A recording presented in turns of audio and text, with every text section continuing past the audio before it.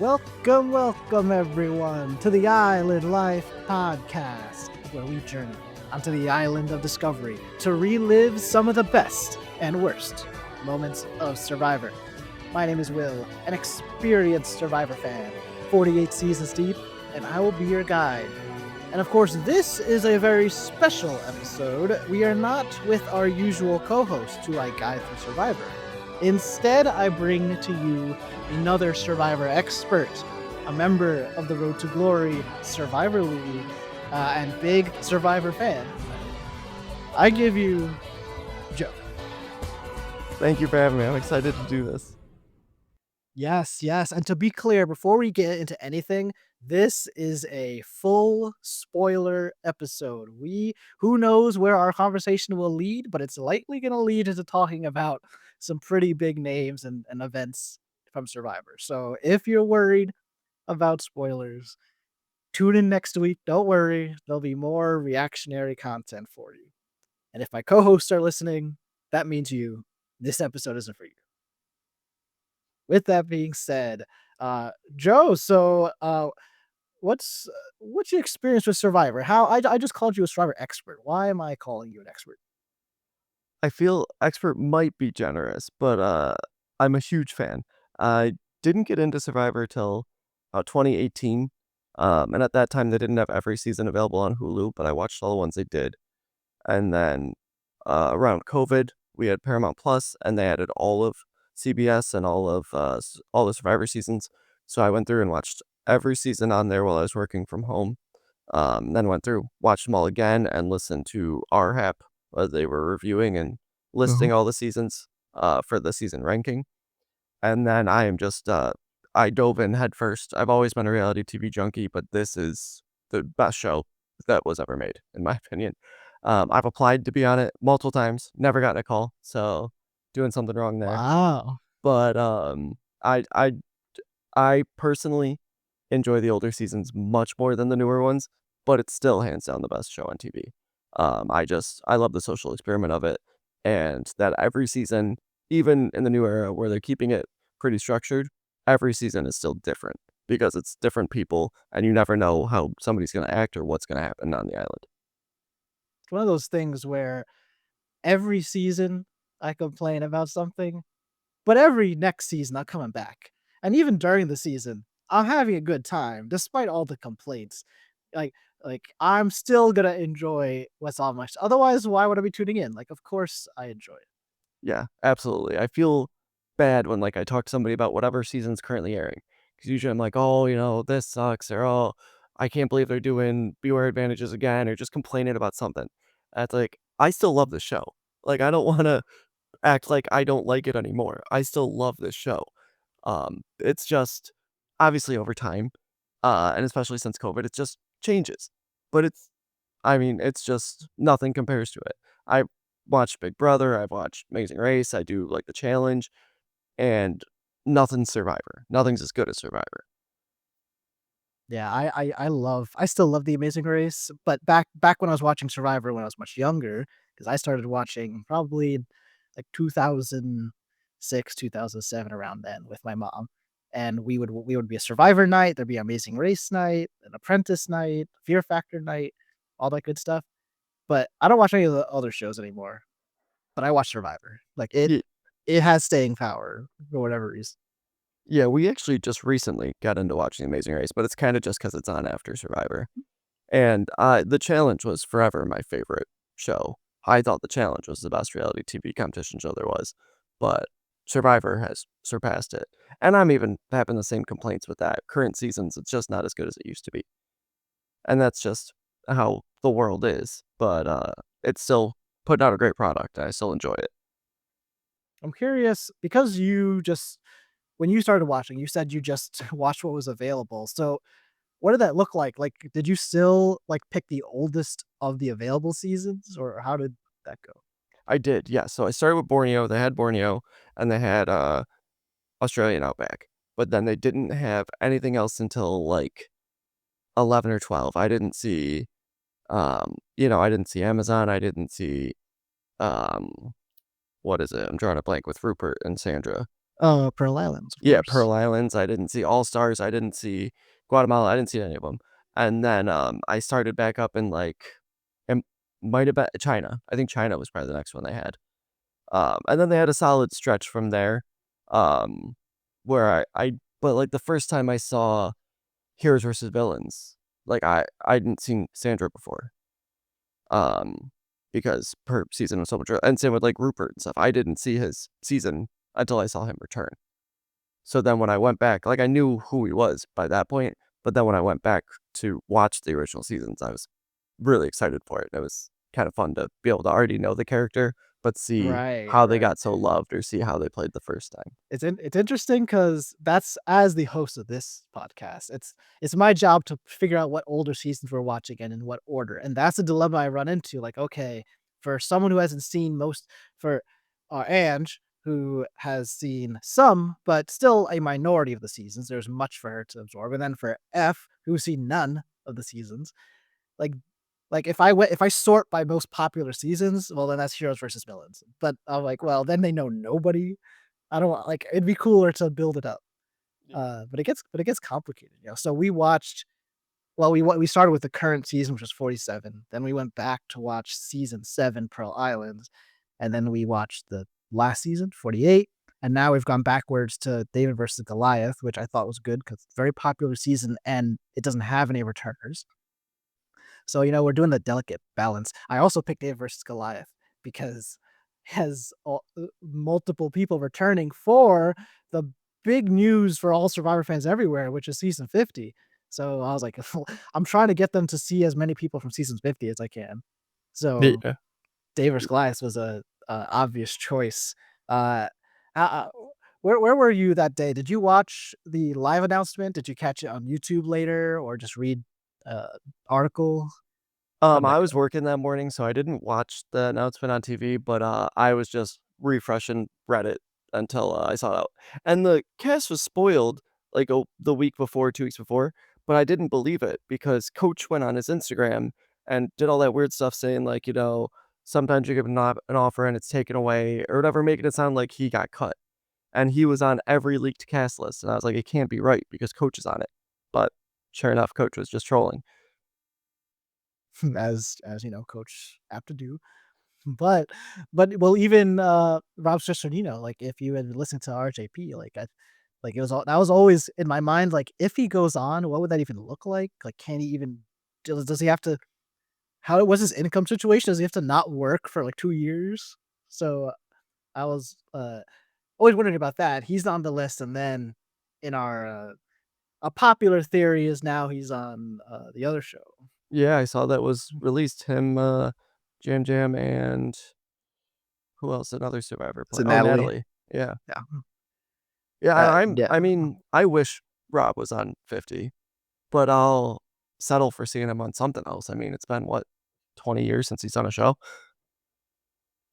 Yeah, that's true. Him specifically, like, it's really just podcaster who breaks down reality TV is on a reality TV show. So it didn't have to be Survivor. It would have been great if it was Survivor.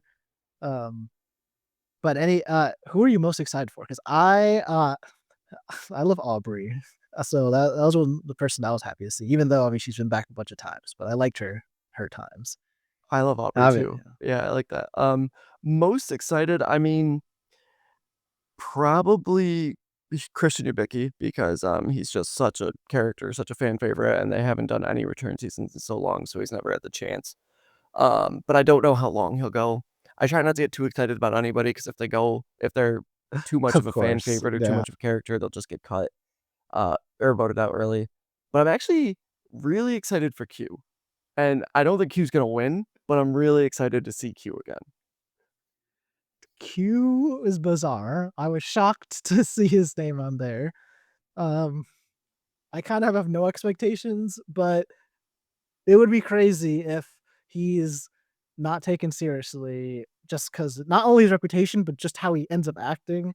And then it just goes one of those things where you hang around long enough. You're not one of the legends, and you're also not even you're not a returning winner.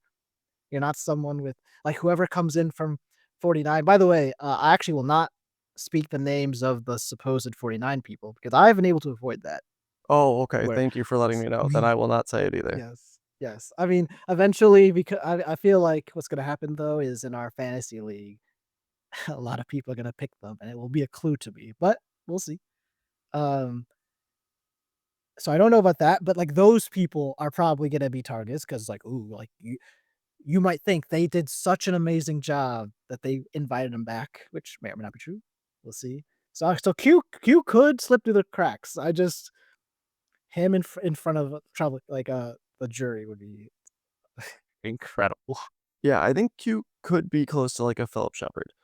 Uh, I think he could maybe get dragged all the way to the end if he can find a group and stay loyal to the group. That'll be the biggest thing is if he flip-flops or turns or if they just get sick of him. But I don't think Q it would shock me if Q could win the game, but I think that he's loud enough and a big enough character where you might want to keep him in your group and know that he's not gonna be a threat at the end. Yeah, he'd have to be brought as a goat, but it turns out his plan accounted for that, and he has like some crazy reveal. Like, actually, this was what I was doing, which is kind of, I mean, this extenuating circumstances, but that was Gabler, who I had. He had no chance in my head. Nothing. He was nothing he could possibly say at tribal, and somehow his claim of the alligabler tactics of do one thing at the merge and then never again was enough to convince that jury. So maybe the thing is, I don't see Q not doing anything for like a week, oh, it's like a week and a half. So it'd be a little different there. I was also surprised because I'm usually pretty good when I want to be about avoiding information. So I didn't know it was going to be this many people. So I was watching the announcement and Jeff just keeps going. I'm like, he's been going on for a while. Are there more? So what do we have? Is it 20? It's 20 something. It's 24. 24. So it could be 3 tribes. Actually, I don't know. Did they just announce the tribe structure? Well, we voted on the tribe colors, and it was assumed I don't know if it was ever announced, but, like, assumed, somewhat understood that those were the 3 starting tribe colors, just It's a because great that's what they've point. done every new era. Um, but I don't know if it's been, like, officially posted or anything yet. Sure. No, that's a savvy observation. I remember that vote. What'd you think of those in the hands of the fans votes?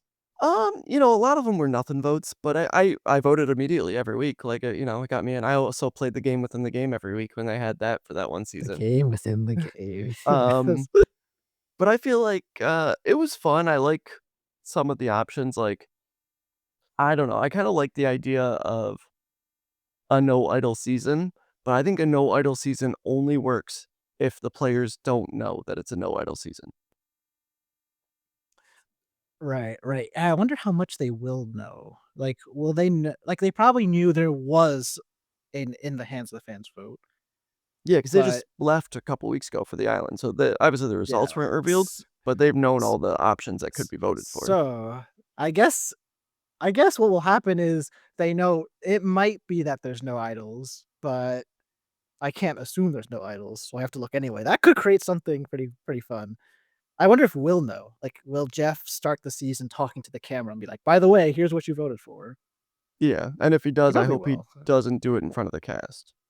Because then it would be awesome if Yes. it's like a no idol season, but somebody's just hiding fake idols, and they don't know. Yeah. Yeah, no, that'd be cool. That'd be really cool. So we have 24, so almost certainly then it's just 888, which is kind of interesting because that is a hybrid of the new era of always having 3 tribes, but the old era of having big tribes. Yeah. I mean, I understand there was a time when it was like 10 people, but, there was also a time when it was, like, as few as I think 8 people is small. Like, Pearl Isle season 7, I think, was 8 versus 8. Yeah, and Cook Um, Islands was what, 4 tribes of 4? Or well, 5? yeah, well, that's why I actually was thinking at first, are they gonna have 4 tribes of 6, like 4 different tribes? And then I was trying to think like, okay, like you could have 2 tribes each for old and new people, and then like of those, like split them up another way. But I think it makes much more sense. It's just 3 tribes of 8 and everyone pretty well mixed.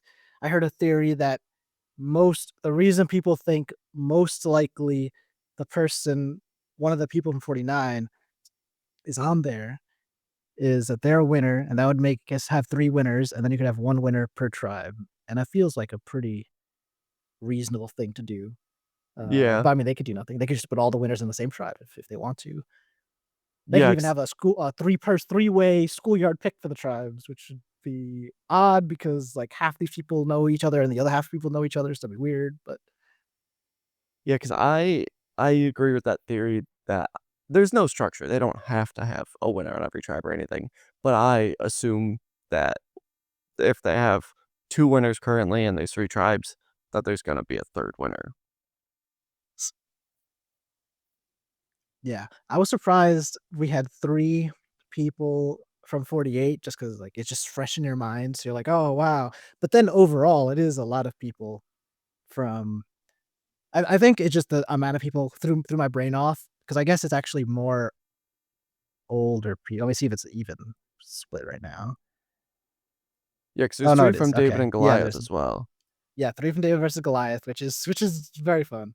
It's crazy that from the newer seasons, we have Jonathan from 42 and Joe from the past season. Mhm. 2 people that absolutely demolished, uh, immunity challenges, and we'll see if Joe tries the same thing again.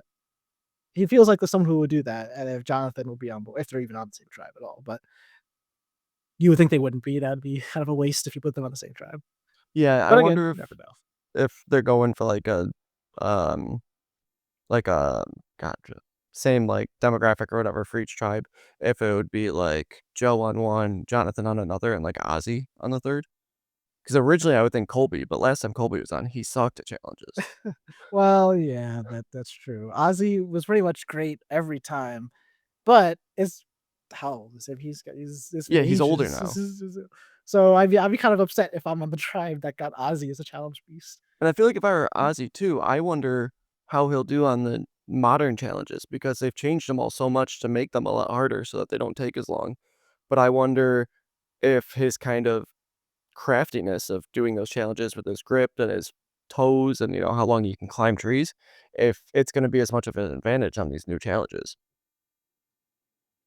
Yeah, yeah. Well, that's most you could say that most for Jenna, of course, but also Mhm. Colby and Stephanie. Because them 3, the most recent time they were on the show was Heroes versus Villains. That was a long time ago. Yeah, Everybody else has at least been here sometime more recently. Like even Coach came a couple seasons after Heroes versus Villains. Um, so I'm very curious. Like this has a chance to be, I think, more well received than season 40 because season 40 had so many legends that every week I'm upset that my favorite got voted out. But now I could be like, well, I could. There's an easy rivalry. Like I could choose to root for the people from the old seasons over the new era seasons, or vice versa. Legitimately, some people in the new era, like I really like you're keeping an eye on Q. I think a lot of people like Charlie and I like Tiffany for Charlie a lot. sure. Um, I'm interested in the Joe and Jonathan dynamic. I'm curious if the only thing I think I don't like that Kyle and Camilla are here. I feel like I would want one of them to not be with each other. I Like agree. even if they're not in the same tribe, like, there's just gonna be the storyline, I Yeah, I guess. wish it was just Camilla because she seemed like an extremely savvy player, but all she was Kyle's sidekick, so I'd love to see her on her own. Yeah, exactly. Uh, but yeah, no, it was a hype announcement. I'm excited. Like, I don't think there's anyone even Jenna, it's true I'm not excited, but it's because, like, I wasn't deep. I wasn't even I didn't watch season 1 when I at first, so, like but if I did, like, if your first season was season 1, then you're probably excited for Jenna and excited for Colby, who would come back later too. Um, I know, like, I don't know how her life has treated her, but I remember when I watched Stephanie's season for the first time, that was super hype. That was the, entire tribe getting wiped out, Yeah, leaving just her. Now because she's been back twice already, that might have but if you're seeing her for the first time, that like, I think I'm gonna show F and Ange only season 10, and I will not show them the other time she comes back, so that then they can, be hyped to see her back for that reason. Yeah, I like that, that's a good idea. 'Cause I agree, I've always liked Stephanie, she's fun to watch, but it's like, I don't know, she's fun to watch, she's great in challenges, but she's not, like, above and beyond or doing a whole lot of, like, extra, it seems like, she's not one of those huge characters. She's a great game player, but she's not one of those huge characters. Also, unfortunately, I'm here to announce that once again it is hopeless for Suri. There's no timeline where she survives to the end. It just Yeah. is destined to not happen. I gotta I absolutely love Suri, I absolutely love Ozzy. I mean, he's got some personal outside game issues, but in Survivor, I absolutely loves Ozzy, and even Coach I love. I'm not thrilled that they're on this season. I I don't think Suri ever needs to play again for Survivor. She will never win this game because she is too well liked and not good enough in challenges. So the only way Suri could win Survivor, she would have to win almost every challenge post-merge because she'll make the merge, I think, no problem, and then she will just be cut any early vote on because nobody's worried about her in individual challenges, but they can save her as long as they need till then. But nobody will take her to final 3. She has to win her way there because nobody wants to sit next to Suri. Yeah, she is one of the people most hurt by being a returning player, and she was hurt every other time she came back as a returning player because no matter what she's doing in the game, you're just gonna assume like, oh, Suri's great. She would definitely win at tribal. Even if you've never seen her done anything on your season, it's Suri. She's a threat to win. Vote her out. In fact, new era strategy kind of says vote her out first. It's like old and new strategies combined. Vote her out for the old strategy because she's not helping us a challenge, and voting out in the new strategy because she is going to win if she gets to the end. So like I said, I have no hope for Suri. Um, I'm not sure I go so far as I didn't want her on, but I understand. Like if there's no hope already, you'd want to give the opportunity to another one of your favorites. Is there anyone off the top of your head you wish was on 50? I mean, I I struggle because it was like Suri and Ozzy. I enjoy them both, but I feel like they've done everything, and now this will be their like 5th time on, which I just feel like I'd love to see him play again. I don't know this as much as I love this cast and excited I am for it.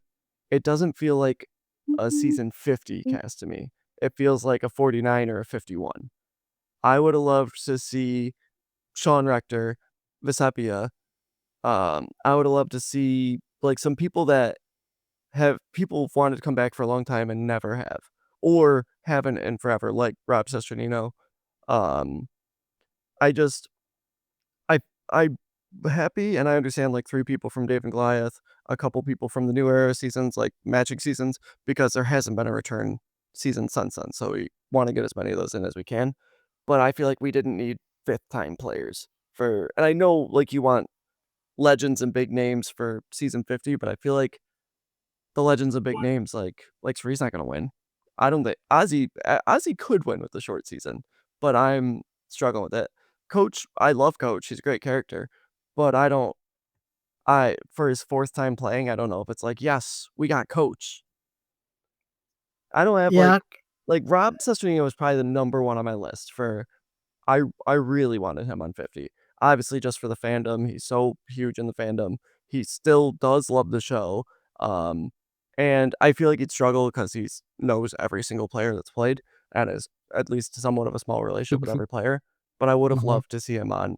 Um, Abby Maria would have been fun. Um, Oh yeah. like I said, Sean and Visapia have gotten so screwed that they have never played again, either of them. And Boston Rob has played 5 times, and I love Boston Rob, but I feel like we one at least one of them should be back on. Especially, like, getting Jenna, I agree, I'm excited that Jenna's playing again, I think it's cool they got somebody from Borneo, but I feel like, it's not like everybody's losing their minds that Jenna's on. Yeah. Now, opinion subject to change because any of these people could just put on the greatest performance we've seen, and then suddenly we love Jenna. Oh, Or absolutely. uh, I'm just looking at the list now, or Chrissy from season 35, or uh, Emily, who from 45, who was a big part of the story of 45, but ultimately, like our hopes of her using all her strategy to be a big mover in the game like didn't come to be. But this is kind of a second chance for everybody. So like I think at the end of the day, we're all pretty satisfied. Um I think if you wanted to make it biggest the most memorable names from the different eras of the game, then there's probably some people from this current new era. Like it seems like like what how funny would it be if they're just like, yeah, we're just gonna have Jelinski be back. Only for him I was to, worried they to might. I was worried they might. Jeff seems to love him. yeah, or Bruce again. I mean like because she's the just favorite person ever. Uh because the fact of the matter is the new era is it feels so samey. It is tough to get like the memorable people from like who stands out from each season. And it's a problem when that's not always the winner of the season. Yeah, Like and when it it's could. just I feel Sorry, like go ahead. not having the themes makes it really hard too. Like, just being from a 40-something season, and like you said, they're laid out similar. Like, you can be a decent character, like, well liked on it. Like, even Bruce, who's played twice technically, he slipped my mind. Like, just from he's just one of those 40 players from the 40 seasons. Yeah, him and he stands out because of memes basically because he gets medically evac and Jeff Probst, I think, on his own podcast is talking where he's like the great one of the greatest players he's seen, and he really wants to come back. And then he does actually come back the next season and doesn't doesn't really he actually ends up being an annoying character, which is more memorable than being a nothing character. But uh but yeah, like your first ever new era season, Erica, like I never thought she was gonna be on this list No. because the only reason would be like we messed up in her edit. Let's give her another chance. That'd be the only reason You know who to I do am that. dying to see play again, and I don't know if it's Survivor because he hasn't or if it's because of him he hasn't, but I think they really dropped the ball on Winners at War, not having Todd and not having Fabio. I wanna see both of them play again, but really Fabio I wanna see play more because I think Fabio, he's like a Q light. I think he at least the first time he played, it's been 10, 15 years, so who knows what he's like now. But Mhm. he played so dumb, he voted wrong so much, but he was so likable, he won challenges, and it's hard to know if he knew more than he showed or if he was really just lucky. But I feel like if you were to bring him back, he wouldn't be a threat, but it'd be like people really have to feel him out and figure him out. And it could help him or it could hurt him, especially with the time between. Yeah, I wonder if because I'm look as I look through this list, maybe part of I mean, obviously they didn't get all of their first choices, but out of the people that Survivor got, maybe these are all people who Jeff thinks they can play the way that current survivors play well enough. Yeah, So like yeah, it's a he much thinks different Christian game. can adapt. Angelina, as we're watching her season right now, despite things that are not worked out for her, like she was always trying to make moves. She So climbed a that would work for 60-foot her. ladder. She yeah, willing to do that. She will find the beware advantage. I guarantee you. She on her tribe, she will do whatever it needs to assuming there are beware advantages. She will get that. Or uh even from the new era, or not from before the new era, Rick. I mean, he just podcasted himself with Jeff, so that's no surprise. Uh, so I'm curious because and maybe that holds some people back because you really you. Most people will root for the older survivors that they've seen before. So it would be unfortunate if they just get dog walked in like strategy because they're just not up to game speed of current survivor. Yeah, So be a that's repeat of probably 40. Yeah, yeah, and the march to the end for 40 was tough, Oh, it and was. you get like, exhale because you get Tony and Sarah, but it was very possible that neither of them even make the end at all, and then It's like Nick back to back win or something. Nick, Ben, and Michelle, final three. Yep. I bet Ben could have been interesting because his he is just known for all idols. So in a game that has lots of idols and advantages, I feel like yeah, it would be good. Yeah, But I we don't even know if it'll be like that I technically. really hope that they just shock everybody, and this 50 is at least 30 days. I mean, I feel like they need to get back up to 34, 35 for it to be more of a challenge, but they've got a bigger cast than ever, still staying 26 days. It's gonna be all pre-merge double boots, so I can't even, like, be excited about any of these people because 2 of them are gonna be going home every week, Yeah. And you're stuck because like, are you telling me then you want Edge of Extinction to right? solve And that problem? especially, I don't I in the 26th day, I don't think they could do Edge of Extinction either. I feel like they limit themselves so much with this 26 days, and I got it, during COVID when they had to do it for the extra time to, like, keep everybody separate, but and now they just do it because 'cause they've made the same product for less money, so why not? But man, I think it's the biggest difference in the game because they used to have 2 to 3 days every single voting cycle that they had to sit and do nothing. They just had to be around each other and be hungry and be bored, and that is what makes this a social experience. That is where you are testing your limits with people, your wits with people. It's where you're getting annoyed or you're having to keep your cool, and it changes everything. You can't make a plan in 12 hours and then change it. You if you have because I know even then they wouldn't make a plan 3 days in advance, but they'd have ideas of what they wanted, and it's nothing you see on TV because it's just nothing, but it adds so much to the game. Well, and also just for content, it's a greater sample size for stuff to happen because like if if there's a dud of a day, nothing goes on. Well, that was the whole episode because we had our challenge and went to tribal. Mhm. Whereas at least if the like before, there's one day that's blank. There's one day of the challenge and there's one day for tribal. So that's three chances for some crazy social thing to happen or some blow up. If there's someone you can't stand, well now you have to deal with them for three times as long. Yes, and that And matters. That adds to the game. And even, like, yeah, when they have in New Era, when they have, like, a day where they do a challenge, then they do a journey after the challenge, and then they go to tribal that night. Like, the people at the beach Fuck. are making a plan on the person on the journey unless they got an advantage that changes it. Like, they don't have time to do anything. Yeah, and I do I like that, and that you can copy paste what I'm about to say for all advantages. I like when that happens when it's a special event. Like, oh no, the thing that happens maybe once every season is happening, and now we have to make a plan without our ally potentially. But that you're right.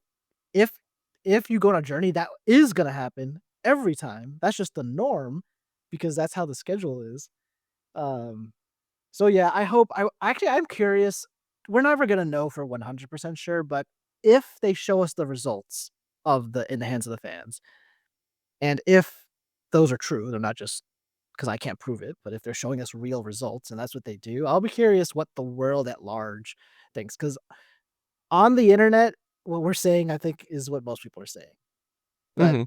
the majority of Survivor fans are not on the internet because there's too many of them. There's millions of fans, and all those people are not necessarily in every part of X and Facebook and Yeah, Reddit there's people that and watch it Wednesday podcasts. night, and then they don't think about it again until next Wednesday night. Yeah, so I would be curious, like, what do people at large think? And then if the people at large do say 0 idols, 'cause I think that in the hands of the fans vote was very funny because it was something like, "Do you want a game without things that can change and without the chance to shake things up?" I.e., do you want it to be boring? Then vote for this Yeah. for no idols and the other one. But if people vote for that anyway, would they actually do it? And then will I be right? Like, I talked with Ange and F that day. We actually did it live on the podcast. We were talking about what to vote for. And you know what? We did not vote for no idols because we were too scared. Like, because Jeff has made it an all or nothing. There wasn't a middle option that time for like some idols.